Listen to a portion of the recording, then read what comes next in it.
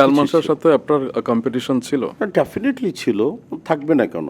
এবং দেখা দেখি এও বন্ধ ছিল, হয়েছিল। আর্দ্রতা ছিল, মহব্বত ছিল। একই টাইমে ছবি রিলিজ হবে ওর আমার গরিবের রানী, আর ওর ওনার হলো স্বপ্নের পৃথিবী। স্বপ্নের পৃথিবী। 12 জুলাই তো আমার 1996 বলতেছে জি। আপনার ছবি আমি দেখব শুক্রবারে, আর শুক্রবার আপনি কিন্তু আমার ছবি দেখবেন। জি।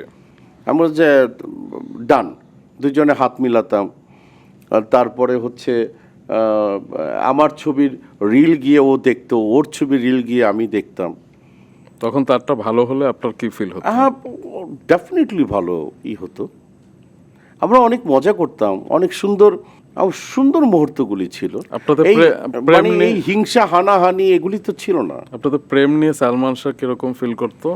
ও কোনোদিন এই ধরনের কোনো কিছু বাজে, আজ অব্দি হয় না, সম্পর্ক ভেঙে যাওয়ার পরে, বন্ধুত্ব ভেঙে যাওয়ার পরে খুব বাজে বাজে কথা।